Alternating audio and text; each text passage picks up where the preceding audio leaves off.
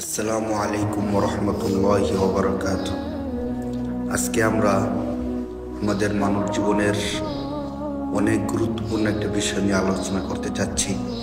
বিশেষ করে আমাদের বিয়ের পূর্ববর্তী যে জীবনটা আছে, ওই জীবনটা কীভাবে সুন্দর করা যায় এবং ওই জীবনে কি কি কাজ করলে বিয়ের পরবর্তী জীবনে সুন্দর হয় বা ভালো কিছু করা যায়, আমরা ওই বিষয়টা গুরুত্ব সহকারে তুলে ধরার চেষ্টা করবো ইনশাআল্লাহ। আমাদের যুবক যারা আছে, এখন বিয়ে করে নাই, তরুণ উঠতি বয়সের যুবক ভাইয়েরা বা যুবতী বোনেরা যারা আছে, আশা করি তাদের জন্য আজকের এই আলোচনাটা অনেক বেশি কার্যকরী ও ফলপ্রসূ হবে ইনশাআল্লাহ। কিছু কিছু বিষয় আছে এমন, না জানার কারণে আমরা কিছু ভুল করে থাকি, যে ভুলের প্রায়শ্চিত্ত আমাদেরকে মৃত্যু পর্যন্ত গুনতে হয়, এরপরও শেষ হয় না। কিন্তু আমরা বুঝতে পারি না যে আজকের আমার এই ছোট্ট ভুলটা আমার ভবিষ্যৎ জীবনের জন্য অনেক বড় এফেক্টিভ হবে এবং আমাকে মৃত্যু পর্যন্ত ভুগতে হবে এর পরিণতি। আমরা না জানার কারণে ভুলগুলো করি। যদি আজকের আলোচনাটা মনোযোগ সহকারে শুনি, আশা করি ওই ছোট্ট ভুলগুলো থেকে আমরা বাঁচতে পারবো এবং আমাদের জীবনে অনেক ভালো কিছু করা সম্ভব হবে ইনশাআল্লাহ। বিয়ের পূর্বের যে আমাদের জীবনটা আছে, খুবই চমৎকার, সহজ, সুন্দর, সুশৃঙ্খল একটা জীবন। কিন্তু শয়তান নামক যে শত্রু আমাদের সাথে আছে, ওই শয়তান আমাদের সুন্দর চমৎকার জীবনটাকে এমনভাবে ধ্বংস করে দেয়, যার ফলে বিয়ের আগের জীবনটা ধ্বংস হয় এবং বিয়ের পরবর্তী জীবনও এর এফেক্টিভ থেকেই যায়। আমরা ওই ভুল থেকে আর বেরোতে পারি না। যখন আমরা ছোট্ট থাকি, ক্লাস 5, 4 ইত্যাদিতে লেখাপড়া করি, তখন স্বাভাবিকভাবে আমাদের মনে আসে যে আমি একটা রিলেশন করি অথবা ছোট্ট একটা খারাপ কাজ করি বা অপরাধ করি, পরবর্তীতে ভালো হয়ে যাব, তওবা করে নিব। কিন্তু তখন আমার এই জিনিসটা মনে থাকে না যে এখন আমি যে অপরাধটা করতেছি বা যে খারাপ কাজ আমি জড়ায় যাচ্ছি, এই খারাপ কাজটা কোনো একদিন আমার দিকে ফিরে আসবে। ধরেন আমি কারো থেকে কিছু টাকা চুরি করে নিয়ে আসলাম, ছিনতাই করে নিয়ে আসলাম, অথবা আমি যদি ছেলে হই কোনো মেয়েকে ধোঁকা দিলাম, ধোঁকা দিয়ে তার সাথে খারাপ আচরণ করলাম, মেয়ে হলে কোনো ছেলেকে আমার প্রেমের ফাঁদে ফেলে তাকে কষ্ট দিলাম। এই যে কষ্টটা দিলাম, তখন মনে করি একটা শখের বশে করলাম। বিশেষ করে আমাদের অনেক ভাইদের বোনদের মধ্যে এমন ধারণা থাকে যে একটু টাইম পাস করলাম বা একটু সময় কাটাইলাম। কিন্তু আপনি কি জানেন, আপনি যে আরেকজন ভাইয়ের সাথে টাইম পাস করতেছেন, সে হয়তো রিয়েলি ভালোবাসা মনে করতে পারে অথবা আপনার প্রেমে পড়ে যেতে পারে।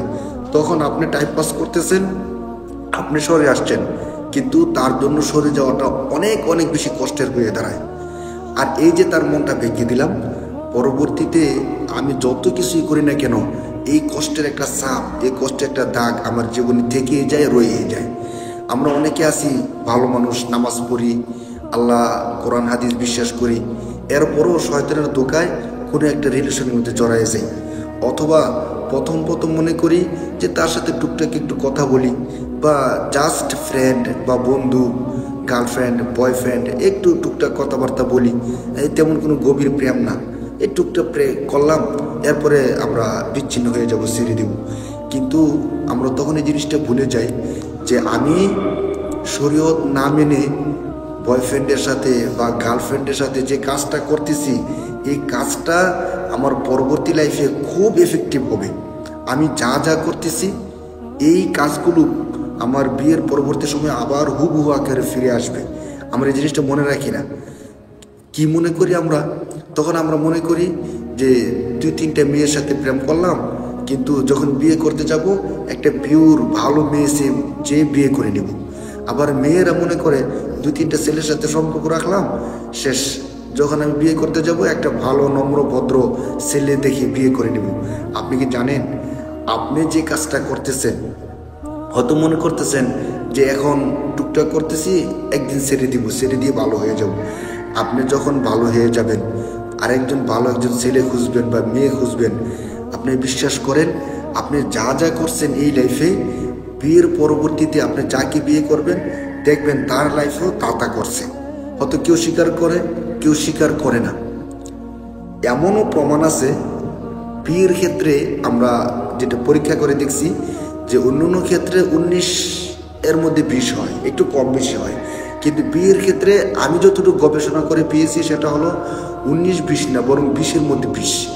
আপনি যা যা করছেন, আপনি যাকে বিয়ে করবেন, আপনার যিনি হবু বউ, দেখবেন যে তার লাইফে ঠিক তাই করছে। যারা বিয়ে করছে এমন কয়েকজনের সাথে আমি কথা বলছি এবং তারা আমাকে যে রিপোর্টটা দিছে যে আমি বিয়ের আগে যা যা করছি, যতজন মেয়ের সাথে রিলেশন করছি, ফিজিক্যাল হয়েছি, আমার স্ত্রী পরবর্তীতে যে গল্পগুলো বলছে আমি দেখলাম যে সেও হুবহু তা করছে। একজনের ঘটনা এমন ছিল যে তারা বলতেছিল যে বিয়ের আগে তাকে একটা মেয়ের চিঠি দিছে, সে চিঠি রিপ্লাই দেয় নাই। তার স্ত্রী থেকে গল্প শুনছে যে তার স্ত্রীকেও একটা ছেলে একটা চিঠি দিছে, সে ওই চিঠির রিপ্লাই করে নাই, চিঠিটা রেখে দিছে। মানে দুইজনে যখন সত্যটা স্বীকার করছে তখন আমি দেখলাম যে বিয়ের যে জীবনটা একদম হুবহু মিলে যায়। আপনার কর্মকাণ্ডগুলো আপনার স্ত্রীর সাথে হুবহু মিলে যাবে। এখন যেটা ভয়াবহ বিষয় সেটা হলো আপনি যে মনে করতেছেন যে 2-3টা রিলেশন করলাম, পরবর্তীতে ভালো একটা মেয়ে দেখে বিয়ে করে নিব, এটা কি সম্ভব? আপনি 2-3টা রিলেশন করছেন, আপনি বিশ্বাস করেন আপনি যাকে বিয়ে করবেন সেও দেখবেন 2-3টা রিলেশন করছে। আপনি যদি জাস্ট টাইম পাস করার জন্য কথা বলে থাকেন, তাহলে আপনার স্ত্রী বা আপনি যাকে বিয়ে করবেন আপনার স্বামী, সেও দেখবেন অন্য মেয়েদের সাথে টাইম পাস করার জন্য কথা বলছে। ঠিক এমনই হয়ে থাকে। একটু কম বেশি হতে পারে অথবা আল্লাহ তাআলা চেঞ্জ করতে পারে, 1000-এর মধ্যে 1টা বা 2টা, কিন্তু অধিকাংশ ক্ষেত্রে আপনি যা যা করবেন এই সব কিছু আপনার দিকে ফিরে আসবে। এবং আপনি কাউকে কষ্ট দিচ্ছেন, কাউকে আঘাত করছেন, দেখবেন কোনো একটা সময় ওই আঘাতটা, ওই কষ্টটা ঠিক আপনার দিকে ফিরে আসতেছে। কোনো একজনকে আপনি কষ্ট দিয়ে আপনি সুখী থেকে যাবেন, এটা অসম্ভব, এটা খুবই অসম্ভব সত্যিকার অর্থে। আপনি তাকে যতটুকু কষ্ট দিচ্ছেন এই দুনিয়ার মধ্যেই হুবহু কষ্ট আপনার দিকে ফিরে আসবে। আমাদের দেখেন না দৈনন্দিন দুঃখ, কষ্ট, জ্বালা, যন্ত্রণা এগুলো কেন আসে? আল্লাহ তাআলা তো কোরআন শরীফের মধ্যে স্পষ্ট বলছে, জহরাল ফাসাদু ফিল বাররি ওয়াল বাহরি বিমা কাসাবাত আইদিন নাস। মানুষের পাপাচারের ফলে এই সমস্ত শাস্তি, কষ্ট, দুঃখ, যাতনা, যন্ত্রণা। দেখবেন আমাদের অনেকের জীবন এত কষ্টের হয়, কোনো সুখই থাকে না, শুধু কষ্ট আর কষ্ট।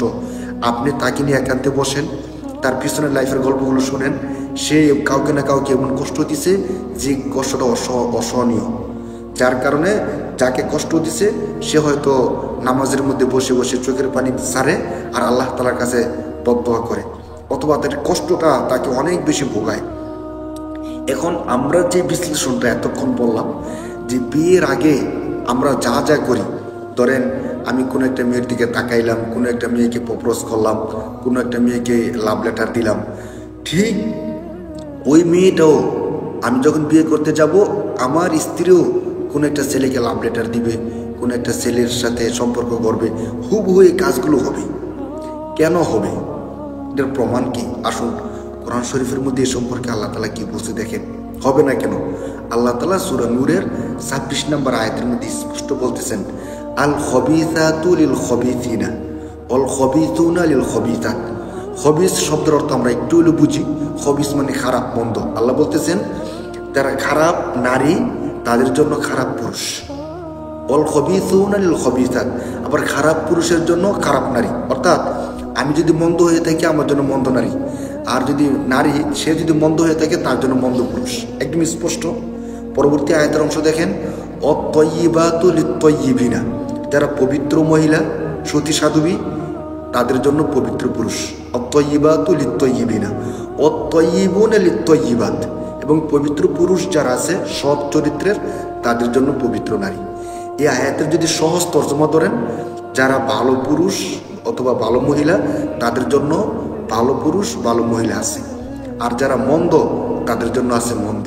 তো আমাদের পূর্বের বিশ্লেষণ এবং কোরআনের আয়াতের তর্জমা দেখেন হুবহু মিলে যায়।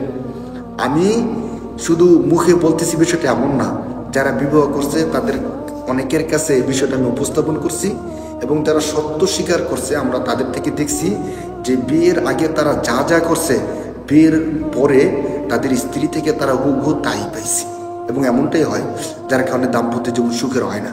বিয়ের আগে এই বিষয়গুলোকে আমরা একদম ইজি মনে করি। এই টাইম পাস তো একটু করাই যায়, কলেজে গেলাম একটা মেয়ের দিকে তো একটু তাকানোই যায়, একটু তাকাইলাম জাস্ট ফ্রেন্ডলি, আমার বয়ফ্রেন্ড বা গার্লফ্রেন্ড একটু হইলো, এতে তো তেমন কোনো সমস্যা না। কিন্তু আপনাকে একটা কথা বলি, আপনি 3টা বা 4টা মেয়ের সাথে রিলেশন করেন, আপনি যদি জানেন যে আপনার স্ত্রী 3টা 4টা ছেলের সাথে রিলেশন করে, আপনি কি মানবেন? বলবেন না, অসম্ভব। আমি এমন একটা মেয়ে চাই যে মেয়েটা কোনো রিলেশনই করে নেই। ভাই আপনি বুকে হাত দিয়ে বলেন তো আপনি এমন একটা ছেলে কিনা? একজন আমাকে বলতেছিল যে হুজুর আমি কোন আমলটা করলে পিওর একটা মেয়েকে বিয়ে করতে পারবো, আমাকে এমন একটা আমল দেন। তখন আমি তাকে বললাম যে তেমন বড় কোনো আমল করতে হবে না, আপনি নিজে 100% পিওর থাকেন, দেখবেন অবশ্যই আপনি পিওর একটা মেয়ে পাবেন। আমরা সবাই যারা ছেলে আছি একদম বিয়ে করার সময় আসমান থেকে পড়া পিওর একটা মেয়ে চাই, যে জীবনে কোনো ছেলের দিকে তাকায় নাই, ছেলের সাথে মেসেজ করে নাই, কোনো কিছু করে নাই, একদম পিওর। কিন্তু দুঃখের বিষয় হলো আমি নিজে পিওর থাকি না। আমি কারো না কারোর সাথে রিলেশন করি, কারো না কারোর সাথে কথা বলি, কারো না কারোর সাথে মেসেজ করি, টাইম পাস করি। তো আমি নিজে পিওর না হয়ে আরেকটা পিওর মেয়ে চাওয়া, এটা বড় বোকামি, অসম্ভব বিষয়। আবার মেয়েদের ব্যাপারও সেম। মেয়েরা কি মনে করে যে আমি জীবনে যত উল্টাপাল্টা করছি, কিন্তু আমি এমন একটা ছেলে চাই যে ছেলে কোন মেয়েদের দিকে তাকায় নাই, যে ছেলে কোনোদিন রিলেশন করে নাই, কোনো মেয়ের প্রতি তার আকর্ষণ নাই, এমন একটা ছেলে চাই। আচ্ছা বোন, আপনি বলেন তো, আপনি এমন একটা ছেলে চান, আপনি কি সত্যিকার অর্থে এমন একটা মেয়ে?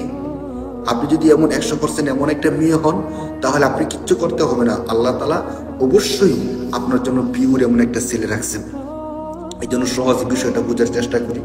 বিয়ের আগের যে জীবনটা আছে, এই জীবনটা আমরা একটু কেয়ারফুল হই, কারণ বিয়ের আগের একটা লাইফ, বিয়ের পরে আর একটা লাইফ। তো বিয়ের আগের লাইফটা যদি আমরা একটু কন্ট্রোল করতে পারি, বিয়ের পরের লাইফটা অটোমেটিকলি কন্ট্রোল হয়ে যাবে। যদি আমরা একটা সতী সাধবী চমৎকার মহিষী একটা নারী পাই, আমাদের জীবনটা জান্নাত। আর যদি বিয়ের আগে আমরা রিলেশনের মাধ্যমে, অবৈধ কর্মকাণ্ডের মাধ্যমে আমার চরিত্রকে নষ্ট করে ফেলি, তাহলে বিয়ের পরে এমন একটা মেয়ে আমি পাইলাম যে মেয়েটা এমন খারাপ, এই সকল সমস্যা তার মধ্যে আছে, তো এমনিই তো আমার লাইফটা জাহান্নাম হয়ে যায়। এই বিষয়গুলো আমরা অনেক বেশি সতর্ক হই। অতীতে আমরা যারা যা করছে আল্লাহ তাআলার কাছে ঘাটি দিলে তওবা করি যে আল্লাহ আগে না বুঝার কারণে করছি, সত্যিকার অর্থে আপনি আমাদেরকে মাফ করে দেন। হ্যাঁ, আল্লাহ তাআলার কাছে কোনো কিছুই অসম্ভব না। আল্লাহ তাআলা যদি ক্ষমা করে দেয় তাহলে সব কিছুই সম্ভব। আল্লাহ তাআলার কাছে ক্ষমা চেয়ে এখন নতুন করে একটা জীবন শুরু করে দেন। এটা হলো আমাদের বিয়ের পরবর্তী লাইফের প্রস্তুতি স্বরূপ।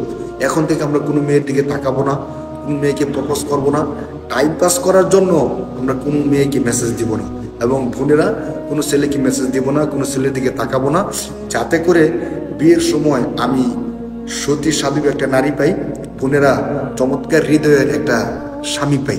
এই জন্য আমাদের লাইফটা গড়ার দায়িত্ব আমাদের। লাইফের পরবর্তী, বিয়ের পরবর্তী লাইফটা যদি খারাপ হয়, কেউ আমাদেরকে ভালো করে দেয় না। এই কষ্টটা নেওয়ার মতো মানসিকতা আমাদের থাকে না। অনেক কষ্ট যন্ত্রণা হয়। স্বামীর ঘরে গিয়ে যদি স্ত্রীদের কষ্ট হয়, স্ত্রী বিয়ে করার পরে যদি স্বামীদের লাইফটা খারাপ হয়, তখন এটা কারো কাছে বলাও যায় না, সওয়াও যায় না, অসহনীয় একটা জীবন হয়ে যায়। এই জন্য আপনাদেরকে বলবো, অন্তত বিয়ের আগে একটু ধৈর্য ধরে জীবনটাকে সুন্দরভাবে পরিচালিত করুন, যেন আপনি বুকে হাত দিয়ে বলতে পারেন যে আলহামদুলিল্লাহ, আমি বিয়ের আগে কোনো মেয়ের সাথে অবৈধভাবে রিলেশন করি নাই, টাইম পাস করার জন্য কোনো মেয়ের দিকে তাকাই নেই। আপনি নজরটা হেফাজত করেন, নিচের দিকে রাখেন। আল্লাহ তাআলা কোরআন শরীফের মধ্যে বলছেন, কুল্লিল মুমিনিনা ইয়াগুদ্দু মিন আবসারিহিম ওয়া ইয়াহফাযু ফুরুজাহুম। হে নবী, আপনি মুমিনদেরকে বলেন তারা যেন তাদের চোখকে নত রাখে এবং তাদের লজ্জাস্থানগুলোকে হেফাজত করে। যদি আল্লাহর এই বিধানটা আমরা মানতে পারি, আমাদের জীবনটা সাকসেস ইনশাআল্লাহ হবে। কি জানেন, সবচেয়ে বড় সফলতা হলো আমরা তো নিজেদের বিয়ের আগের জীবনটাকে পবিত্র রাখার মাধ্যমে বিয়ের পরে পবিত্র একটা স্ত্রী বা ভালো একটা স্বামী পাবো। বাকি মৃত্যুর উপরে সুন্দর সুশৃঙ্খল একটা মহাপুরস্কার জান্নাত আমরা পাবো ইনশাআল্লাহ। অতএব আমরা যারা মুমিন আছি তারা এই বিষয়টা বিশেষভাবে খেয়াল রাখি। যেই হোক, যেইভাবে যেই কাজ করি না কেন, আমি যেন আমার চরিত্রকে, আমার সতীত্বকে নষ্ট না করি। হ্যাঁ, শয়তানের ধোঁকায় আমি যদি বিয়ের আগের লাইফটাকে নষ্ট করে ফেলি, বিয়ের পরের লাইফটা অটোমেটিকলি নষ্ট হয়ে যাবে।